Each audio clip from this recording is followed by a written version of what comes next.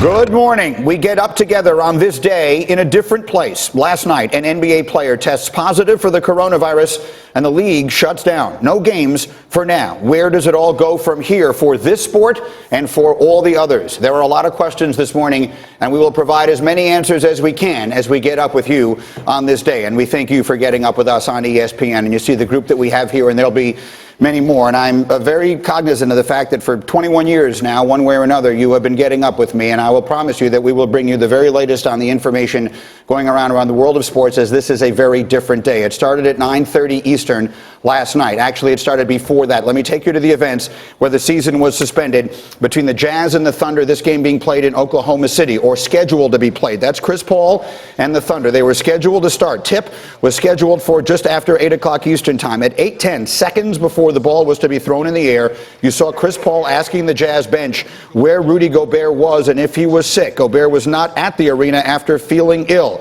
And then just 4 minutes later, this announcement was made. Tonight has been postponed. You are all safe. And take your time in leaving the arena tonight and do so in an orderly fashion. Thank you for coming out tonight. We are all safe. Despite the understandable frustration that you heard in the initial reaction from the fans did leave in an orderly fashion. There did not seem to be any issues there. And as they did, with the word that Rudy Gobert had tested positive for the coronavirus, the court was roped off, workers spraying down seats. The Thunder players were allowed to leave the arena about 2 hours later. It was 5 hours after 2:10 in the morning when the Utah players finally left the arena. At 9:30 Eastern last night, the NBA released a statement. Quote, the NBA announced that a player on the Utah Jazz has preliminarily tested positive for COVID-19. The test result was reported shortly prior to the tip-off of tonight's game between the Jazz and the Oklahoma City Thunder at Chesapeake Energy Arena. At that time, tonight's game was canceled. The affected player was not in the arena. The NBA is suspending gameplay following the conclusion of tonight's schedule of games until further notice. The NBA will use this hiatus to determine next steps for moving forward in regard to the coronavirus pandemic. And we'll begin our coverage with Adrian Wojnarowski and Brian Windhorst, who are here, our NBA insiders. And Woj, I will start with you. How did the league arrive at this decision last night? Well, once Rudy Gobert had tested positive, and you knew at the very least you had a team in the Utah Jazz now that was going to have to be in self-containment. You can't play a schedule. And they knew that there were going to be players in other teams who had competed against him who had to be tested.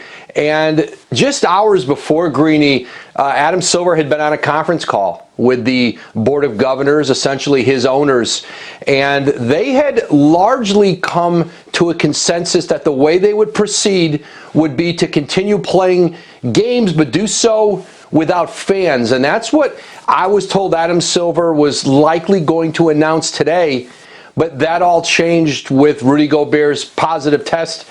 Almost immediately, Adam Silver made the decision to suspend play, and that's where the league is as of this morning, on hiatus. And Wendy, you had told us yesterday here that this was the reason for removing the fans from the arena. This was the reason for keeping the media out of the locker room, because they knew that once any player did test positive, that this would be the result. Yeah, and I think the league was in a little bit of denial here. We saw statements out of Cleveland where they said, no, we have great air exchangers and we can purify the air.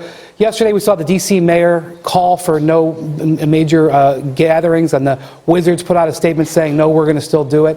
But I will say the NBA was ahead on something. They had advised their teams within the last week to set up procedures to get coronavirus testing. We saw Steph Curry get the flu last week. He got a coronavirus test and was cleared on Saturday. And because those provisions were in place, when Gobert tested negative for influenza A, they were able to get him a coronavirus test, and they were able to get the result back fast enough to stop the game. And now, one of the things that's going to happen in the league today, you mentioned the teams that the Jazz played, but the teams that the Jazz played that played other teams, the officials, the entire league last night was shaken. But because they were able to have those procedures in place, we now have done what we needed to do, which is to stop playing. And that is a good thing. I know it feels bad and it feels scary, but it is the correct thing to do, and it's a positive thing going forward. And thus, then we try and spin it forward, Woj, as best we can, because we all understand that we're in an area of great unknown. But what is the league's plan from here? Well, that was the question teams were really slamming the league office with last night, and they were told, just sit tight, let us get through the night, and we'll have some more direction for you tomorrow. The league's been working on a number of contingencies for weeks now in the event that this happened. And there were plenty of teams that I talked to in the last week to 10 days who believed that this was going to happen, that there would be a stoppage in play, that games would be missed, that it was inevitable. And while the league hoped that they could continue and do so without fans, they were prepared for this possibility. So what you're seeing now and what you're going to see is going to have to be a lot of cooperation among teams. This is a league, when you just look at this from a financial standpoint, owners have lost a lot of money this year based on the fractured relationship in China, and they're going to lose significantly more money, and the players are going to lose money because they share in the revenue. And so there's going to be a hit on all sides. And so what is going to happen now, and what has already started to happen, is, first trying to get a sense, and they're not going to know when, they don't know today when they can start playing again. But what are the playoffs going to look like? Are they going to have to move the season into the summer?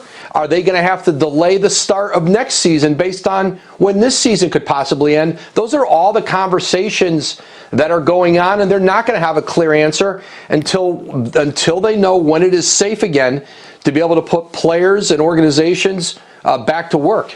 I think it is safe to suggest that we are closer to the beginning of this process than we are to the end. Woj, thank you very much. Wendy, sit tight. I have a lot more for you as we continue, but we need to get to the medical piece of this. Laura. Yeah, as Woj reported yesterday, Jazz center Rudy Gobert tested positive for coronavirus on Monday. You see it right there. After speaking with the media, Gobert purposefully touched reporter microphones and recorders before leaving the podium table. So just to show the impact of Gobert's positive COVID-19 test, the Jazz have played 6 games in March, all in different cities: Cleveland, New York, Boston, Detroit, Salt Lake City, and Oklahoma City. If you factor in the teams they played and then the subsequent teams they played, all 30 teams have come in contact with someone who played with or against Rudy Gobert.